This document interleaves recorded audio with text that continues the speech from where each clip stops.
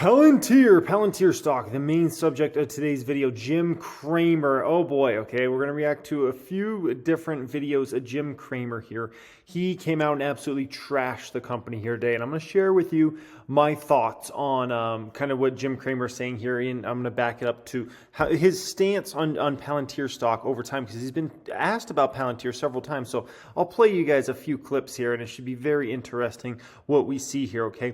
And then I want to react to Amit's video from about 11 hours ago on the relationship with Microsoft. I think Amit is phenomenal in the Palantir community and keeping everybody up to date with everything they're up to, and also just kind of understanding a little deeper here. And so looking forward to reacting to this one and kind of hearing his thoughts and kind of sharing my perspective as always. Appreciate everybody joining me as always. Thanks for being subscribed. 25,200 plus subscribers on this channel. I appreciate y'all. If you appreciate the content and you want to support this channel, do so with the pinned comment down there. That will be to join my Patreon, and you actually get to see all the moves I'm making, which I'm making moves literally tomorrow in that account. So if you want to see what stocks I'm buying and selling, maybe Palantir's one, check it out down there. Alrighty guys, so first one up here. So this is shortly after Palantir went public, and it was a hot stock. Oh, everybody wanted a piece of Palantir. Let's hear what Jim Cramer has to say about Palantir here. Cordell. Thank you, Jim, for calling or for having me online. The stock that I'm calling in is about a cybersecurity cloud computing. I was wondering, is this a buy? Ticker symbol PLTR. Palantir is a buy. They have special technology. I wish we knew all the contracts because it's involved with the government. A lot of it's black box, but they are a very good company, and I say you should buy Palantir. So buy Palantir, $28 a share there. $28 a share. Thank you, Jim, for calling or for having me online. I gotta play it twice. That was the stock that I'm calling in is about a cybersecurity cloud computing. I was wondering, is it? And he says they have special technology. The buy, ticker symbol PLTR. Palantir is a buy. They have special technology. I wish we knew all the contracts because it's involved with the government. Special technology, it's a buy. Buy it now, $28, okay? Now, what about when the stock's down and out? Still same company. Same exact company, okay? What's Jim's stance on Palantir now? Oh, Jim, hi. This is Victor. This is from 4 months ago here. From South Carolina. Jim, you are doing a great job. I follow you diligently. Palantir Technologies, PLTR. Sell. I mean, what is it, guy? I mean, like, by the way, you don't curse, especially when you're doing lousy. Hey, maybe you can curse when you're doing well, but when you're doing lousy, shut up. Okay, folks, okay, now before we get into what he said today in Amit's video, okay, this is very important for everybody watching this. This is the issue. It's always been the issue with Jim Cramer, okay? And I came across Jim Cramer, early on in my investing journey, like 2008, 2009. But the issue I've always seen with him is when stocks are high flying and they're up at the moon, right? He loves to jump on the bandwagon. And then when these stocks are down and out, he's nowhere to be found, and he's there to just pummel them and trash them and tell you to sell them, and they're bad companies and they're doing bad things when their stock prices are literally down and out. It seems like there's never any conviction. It seems like he's just a fair weather fan, I guess we can call him, of whatever stocks. This stock's at an all-time high. Oh, okay, this one's at a multi-year high. Jump on the bandwagon, and then when it's down and out, don't stick by it, and just now it's a sell, and it's like, so it was a buy at 28, it's a sell at 7, it's the same flipping flapjacking company. Are you kidding me? Right? Just the only difference is the environment's changed, right? But that's been, if you track Cramer for a long time, that's the frustrating part, especially for long-term investors, because as a long-term investor, right, like we're thinking about, like, wait, this is the same company, same management team. They got the same long-term opportunity here, and it was a buy at 28 and it's a sell at 7. Like, how does that make any sense? It doesn't make sense, right? And so very, very frustrating. And I think that's why a lot of people just, I think that's why a lot of people are always upset with Jim Cramer, because he's just one of those type of people, okay? Now, to take things a step further, okay? Today he called Palantir not even a real company. Not even a real company. So obviously the Palantir news came out with Microsoft, which we'll react to in Amit's video here in just a minute. Jim Cramer says he doesn't even believe it's a real company. Palantir seems to be a company that's made up for memesters. Oh, interesting. Okay, here's the deal. Of the most intelligent shareholder bases of any public companies I've ever come across, and I keep track of every public company out there, It's always been Tesla. Tesla's always had the most educated investor base I've ever seen. The number 2 is Palantir. And the number 3 after that is a far behind. It might be Meta or one of those shareholder bases, but I can tell you there's different levels to just kind of overall intelligence and the people I see in the communities, right? Because different stocks build different communities around them. And so, to say Palantir is just for the memesters is just laughable. Maybe when it was a hype stock, when Cramer was telling people to buy it at 28, okay? Maybe that's when it was made up for memesters, but I can tell you the Palantir of nowadays is not made up of memesters, and most people are highly educated on what Palantir does, and even a lot of them are in the industry, okay? And so, I mean, that's just ridiculous. That's all I got to say about that. Is absolutely ridiculous that he just throws it into just that's just the same as an AMC stock, a GameStop. Come on, man. Like, give me an absolute break, okay? He complained about Alex Karp using foul language, which obviously, even in that clip from months ago, he had an issue with that as well. Okay. Sorkin seemed to be taken aback by the comments. He said, "You don't even think Palantir is a real company?" Cramer says, "No, I think Palantir is a series of press releases." Sorkin said, "Wow, that's fascinating," right? So that's where Cramer's at in regards to Palantir now. It's not even a real company, okay? So it went from $28, it was a buy, $7, it was a sell. Now it's still $7. I think it's just higher $7 than it was months ago, right? And it's not even a real company. So interesting, Cramer. Wow. Interesting, okay? That's all I'll say about that. Interesting. That's about all I can say because I'm not going to be able to say anything kind after that, okay? Next up here, let's react to Amit's opinion here on this Palantir deal with Microsoft, the partnership, I should say, and then we'll go from there. Some big news in the world of Palantir. Today, Palantir has expanded its partnership with Microsoft that they announced about 3 months ago, now into the public sector, not only into the private sector. Now, before we get into this is a really interesting deal, primarily because Microsoft has distribution. Microsoft has the ability to take a product and get it to the entire world. They are just one of those companies, about a $2.8 trillion market cap at this pace. A really unique stat is that Microsoft Teams has about 280 million monthly active users compared to Slack, which people could argue is a much more sleeker, better product, has 20 million monthly active users. And the reason for that is primarily because of distribution. Microsoft's ability to bundle products together and sell it to an enterprise is really one of its moats and one of its strong suits. Yep. Palantir 100%. Does not have that moat. Palantir does not have... That's a phenomenal point Amit just made there. You know what I mean? Like, almost everybody... Actually, I've never heard somebody say Microsoft Teams is better than Slack.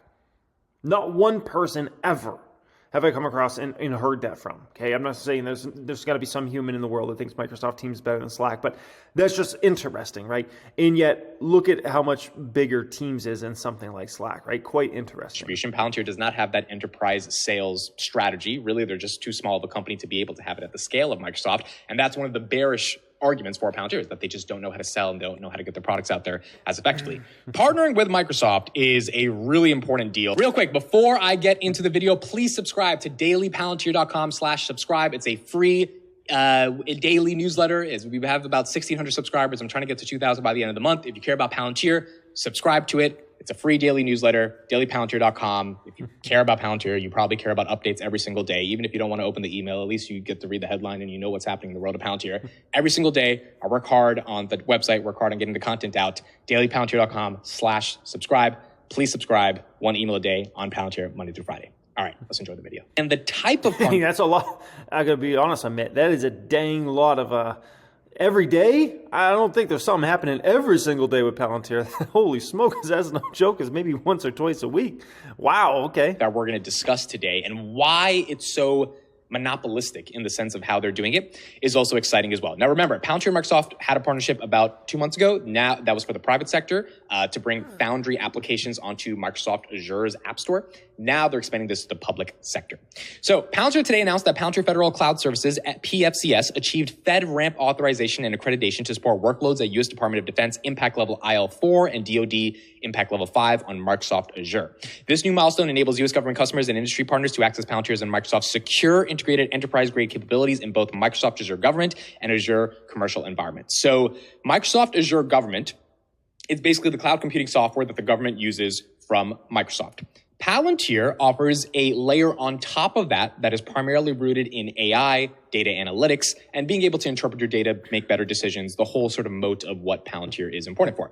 Now, Palantir received DoD-level IL-6 security clearance back in July or June 2022. So it's been almost a year since they got the security clearance. We didn't hear too much news about, what that security clearance is going to do in terms of the business applications of it or in terms of getting new deals. We saw them get a bunch of governmental deals, but today is the day where I realized why IL-6 really matters. So the U.S. Department impact level IL-4 and IL-5 already runs on Microsoft Azure. Palantir was already secured on those. Now it has IL level 6. And one would argue why IL level 6 makes it even more of a meaningful deal to be able to work with Microsoft. And that's what we're going to get into over the course of this press release. The milestone expands Palantir's and Microsoft's strategic partnership from the private sector to the public sector, bringing the best-in-class cloud components to the federal marketplace. We're aiming to support IL6 through multi-cloud service integration. They're already doing IL4. They're already doing IL5. Last year, Palantir got IL6 certified. Microsoft and Amazon are the only two other companies in the world that have always had IL6 certification because they worked, their butt off for years to be able to build out the cloud infrastructure to be able to get the government to feel that they are secure in giving their data to Microsoft and Amazon's cloud. Microsoft and Amazon are trillion-dollar companies. Palantir is a $14 billion company. Palantir being able to partner with Microsoft to support IL6 through multi-cloud service integration is a big deal. And the reason that's a big deal is because there's no other company in the world other than Microsoft, Amazon, and Palantir that have IL6 certification. And Palantir is the only one out of those three that does something totally different than the other two, leading you to believe that if Palantir is the only one that can actually secure the data, govern the data, protect the data, and actually help people interpret the data, which is the whole moat of the company, right, through data analytics and AI machine learning. And this is why this is so important. This is why I love Amit's opinion on Palantir, right? He's so into the stock. He's so in depth, constantly looking at the stock on a daily basis, a fundamental case, every case across the board, right? And he understands this company on such a deeper level, in my personal opinion, than any of these analysts out there, right? I heard an analyst come out today and he's like, this Microsoft deal, Palantir is no big deal. You know what I mean? And just my thought is like it's almost like listening to Tesla stock analysts. Like almost none of them even understood Tesla for years and years and years. And honestly, still a lot don't understand Tesla and what's even going on there, right? And with Palantir, I think it's like a whole other level of just like analysts are clueless on what's going on with that company, right? Like, you got to understand, especially when it comes to analysts, there's different levels of analysts, just like every other profession, okay? And so if you're a doctor, there's some doctors that are horrible. They couldn't diagnose a cold from a broken toe, okay? And there's some doctors that are okay. And there's some doctors that are amazing, phenomenal. They're like geniuses, right? There's some accountants that are bad, some accountants that are okay, most are going to be okay, and some accountants that are great, right? And there's some stock analysts that are horrible. There's some stock analysts, many are just going to be okay, meh, and some are going to be great, right? And that's the thing you got to understand about these professions. So when some analyst comes out there and says, it's not a big deal, I don't know, like what do they even know about these stocks? They're covering likely a ton of different stocks, and these people are just working at 9 to 5 and just can't wait till they clock out. Like, that's the bottom line with that. Is giving them the distribution, i.e. the salesmanship to get. Do you think these analysts are out there working overtime? Give me a break, man. They're the first ones on Friday to say, okay, is the boss looking? Can I sneak out of the office? Give me a break. To these particular governmental agencies, that's where this partnership gets super excited, because no one can do what Palantir does. No one has IL6 like Palantir, and the two companies that do have IL6 like Palantir, they don't sell data analytics, they sell cloud compute. That's where you get sort of a monopoly here in terms of the deal. With the successful completion of FedRAMP IL4 and IL5 accreditation on Microsoft Azure Commercial and Azure Government, Palantir and Microsoft are prepared to bring the best-in-breed solutions to the federal government. Akash Jain, president of Palantir USG, says, leveraging lessons from our partnership in the commercial sector, we are looking forward to delivering innovation on behalf of the most important U.S. government missions on an accelerated timeframe. Today's announcement represents an inflection point in our partnership that will benefit our public sector stakeholders. We look forward to launching these joint solutions with our federal partners. In addition to supporting public sector and DoD customers, the PFCS was also designed for the greater defense industrial base. PFCS on Azure Government meets defense federal acquisition regulation supplements. Requirements can support both controlled unclassified information and international traffic and arms regulation workloads. Basically, that means Palantir can protect and secure the data, which is really important because not many companies can do that. Wes Anderson, Vice President of Defense in Microsoft, says, with Palantir Federal Cloud Services FedRAMP authorization on Microsoft Azure, defense organizations have even more solutions available to them to meet their critical critical mission needs. The authorization milestone is representative of Palantir's ongoing commitment to servicing federal customers on Azure. Okay, now let's talk about why this is so important. A couple of points of analysis. So the first thing, again, Palantir is one of the only companies in the world that has IL6 outside of Microsoft and Amazon. Microsoft and Amazon don't sell the same type of the same type of services that Palantir sells. They sell cloud compute, and that's where they make their money, right? That's where they grow really big. They need to put up, Microsoft put up like was it $70-80 billion of revenue last quarter? Or sorry, I think it's like 65. Amazon put up 128 or something. They need to have real big cloud computing contracts. They're not interested in tiny stuff because they need to get to their numbers. In order for them to get to their numbers, they have to be able to get more cloud computing deals. Palantir is the only other company on the planet that is IL6 certified, along with Microsoft and Amazon.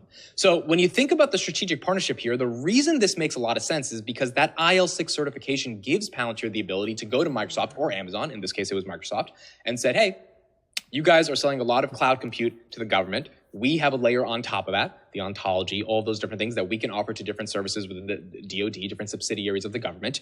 Can there be a partnership where you get more compute, you get to sell more of your cloud services, your cloud infrastructure, we get to sell more of our software, you guys have sales and distribution, we have the tech, you guys aren't interested in making our tech because that's just not worth your time. We're interested in making our tech, but we need sales, can we have a partnership? And that's how this gets done. This only gets done because Palantir has IL6. If Palantir was not IL6, they would not have access to these deals. And that's where the stock price is not going to reflect it and the market's not going to care. If you're a Palantir shareholder, if you come across this video and you're watching this and you're thinking of investing in Palantir, you're thinking of like your thesis on Palantir, that's where my thesis starts to get solidified. Again, 0 to 1, the philosophy of Peter Thiel, who's the co-founder of Palantir, this is 0 to 1 embodied. There are no other companies in the world outside of the 3 that I named that have IL6 certification, and only one of those 3 does what Palantir does. So when you think about a monopolistic business that has no competition, where is the competition in these particular contracts that were just mentioned in the press release, or these particular subsectors of the government, in which if the government's looking for what Palantir is able to do, can they get it from someone else? And you could argue other people might be able to provide it. Sure, I agree with you. But do they have IL6 accreditation? Because if they don't, that means they can't do it in the secure, protected, and governed way that it needs to be done in order for the government to trust that they're going to give their data and it's not going to be misused. And before it goes further here, okay, I think this is important. One of the main reasons I invested in Palantir and why I'm an investor in stock and plan to continue to buy it this entire year, essentially, is really around the commercial side of the business, right? I'm hugely bullish on the commercial side of the business, and I believe every Fortune 500 company in the United States of America is going to have to consider using Palantir within the next few years. At least consider. Doesn't mean they're going to have to use it, but I think they're going to have to at least consider using Palantir, okay? But the government business is still the big dog business, right? And you got to think about recessionary scenarios, right? Commercial, let's call it, just regular companies, they can pull back on spending because maybe they don't have the money to spend on, something like a Palantir. And they're like, are we sure we're going to get our ROI? And companies are real tight with budgets when things are tight, right? And they're afraid to take new risks. Government money's always there. That money's always there. And so even in a, let's call it a downturn, a recession, anything like that, like Palantir is still going to be able to collect contracts and do big numbers because of their government side of the business, right? And so that's kind of the beauty. And I know some people have talked about they should split the business, like government should be spun off and that should be its own stock, right? And the commercial business, I don't believe in that, okay? I believe in keeping the employee forces together, the businesses together, and I think it's going to be ultimately a stronger company. I think there's going to be some time periods when the government business is lagging, right? And some could make an argument that the past year has been that, where the government business has been like, kind of almost holding back the company, it seems like, right? And then there's going to be certain times when the commercial business maybe is holding back the company a little bit. And it just depends on you're going to go through different time periods of expansion in kind of government spending and expansion in commercial spending, regular companies. And sometimes it's going to be a deceleration of spending in different segments. So that's just my thoughts on that part. Why when this news broke a year ago, it was really important. Again, the stock price and the market doesn't reflect it. But if we think that the market's only going to get bigger for this, then that's where Palantir has a monopoly. The second thing here is expanding on the first thing I said, which is the market is getting bigger. We know. Almost sounds like Amit's a little frustrated with the stock price, okay? I got to be honest. It sounds like he's a little kind of frustrated with maybe the stock's not moving today, right? Because people don't quite get it. They don't quite understand what's going on here, right? And Palantir, down 4% roughly today, right? And I can understand that's frustrating when a deal like this comes out and you're like, this is a massive thing, right? But if we go ahead and we take a look at, let's see, this is around the time Model 3 was ramping, right? And, look at where Tesla stock went when Model 3 was ramping. You'd think, this is the most exciting vehicle maybe ever launched in human history, right? And look where Tesla stock went during that time, just down and down and down, right? People didn't get it. They didn't understand. Like they missed the whole, I don't say everybody, right? There's some of us that obviously made life-changing amounts of money in Tesla stock, but there was a lot of people that they didn't get it, right?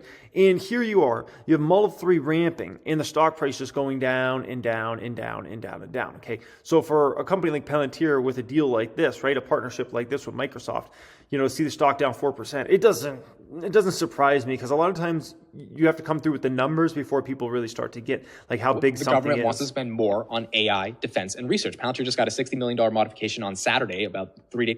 What the crap? And this is why when this news broke a year ago, it was really important. Again, the stock price and the market doesn't reflect it. But if we think that the market's only going to get bigger for this, then that's where Palantir has a monopoly. The second thing here is expanding on the first thing I said, which is the market is getting bigger. We know the government wants to spend more on AI, defense, and research. Palantir just got a $60 million modification on Saturday, about 3 days ago, to a AI ML research for research and development project for the Army that they were assigned about in September 2022. They were awarded $43 million. They got $60 million on top of that. Why? Because the Army, the DoD, the Department of Defense, all of these people are doing more and more research in the context of AI and machine learning to have the best military, the best security, the best equipment, the best everything, especially with the growing geopolitical threats that's going on. When you see China and Brazil start trading in the yuan versus the dollar, which basically gets them out of all the sanctions that the United States can put on them because they're not using U.S. currency to be able to do it, it's a very scary thing for the dollar, because the dollar is the reserve currency in the world, and that's why the world is relatively safe, because a democracy and the world's greatest military of that democracy is backing up the dollar that backs up the world as the reserve currency. So when you see things like that start to not necessarily happen, not necessarily go according to plan, when China and Brazil say, forget you, we're just going to go a different way. The point is, and you got Russia, Ukraine, you've got potentially China, Taiwan, you got China, Russia mingling together. Mm-hmm. All of these things means that the defense budget and the ability for the United States to want to be first in class when it comes to AI, machine learning, data analytics, et cetera, is only going to go higher and stronger. The Bank of America says we're expected to spend $1 trillion by 2026 on our federal budget just for defense spending. Where is that money going to go? Who is that money going to go to? It's going to go to companies that, number one, are able to get the job done because they have the tech, and number two, have the security clearance that enables them to be able to get the job done, which is IL6. Yep. So the big thing of this partnership is like, A, Palantir has IL6 certification, they're able to get the job done. B, Microsoft wants to sell cloud compute, therefore Microsoft's not really competing with Palantir, right? Because if Microsoft could do it, why would they introduce Palantir as a strategic partner? They would just take the whole pie. They're like, hey, we can sell cloud compute and we can do what Palantir does, so give us the whole contract. And Microsoft has done this many, many times. They've bundled teams, as I mentioned above, with plenty of different services to enterprises, and they basically gave enterprises no choice but to not have to go with Slack, because it's like, why would I go with Slack if I'm getting such a good deal from Microsoft? If Microsoft recognizes that Palantir is a strategic partner because of IL6 certification, because of what they're doing in the private sector, and because of where they can expand the partnership to sell more compute from Microsoft and eventually more data analytics Foundry software, maybe even Gotham software for Palantir, then that means the strategic partnership benefits both parties, and there's not really a conflict of interest, which is good, because I would love to have a strategic partnership with the world's greatest distributor of software, i.e. Microsoft, because their distribution is unparalleled, right? They have their foot in the ground. It's easy for them to get the job done. It's easy for them to get the deals done. And if they give more high quality products to their clients, which is why they wanted Foundry on top of the Azure App Store in the first place, because if Foundry is giving more value to people using Microsoft Azure, those people are going to keep using Microsoft Azure. They're going to keep paying for compute. That's the whole name of the game.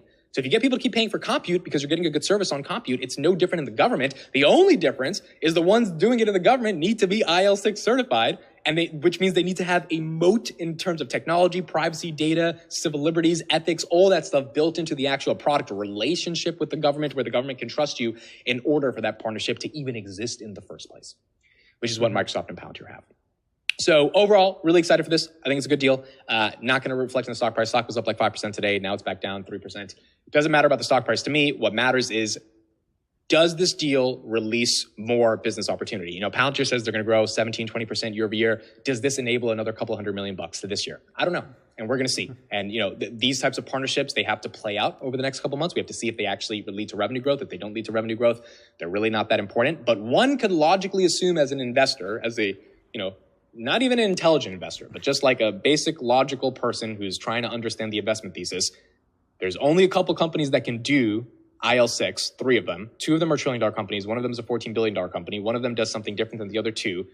One of the big ones that's worth almost $2.8 trillion is partnering with the other one that, by the way, just purchased 50% of the biggest AI product that has ever hit mankind, called ChatGPT. And they are now working together strategically to be able to help the DoD and all other parts of the government to be able to expand cloud services, cloud data, cloud infrastructure, data analytics into the government. And on the macro, the government wants to spend more on all the stuff I just mentioned.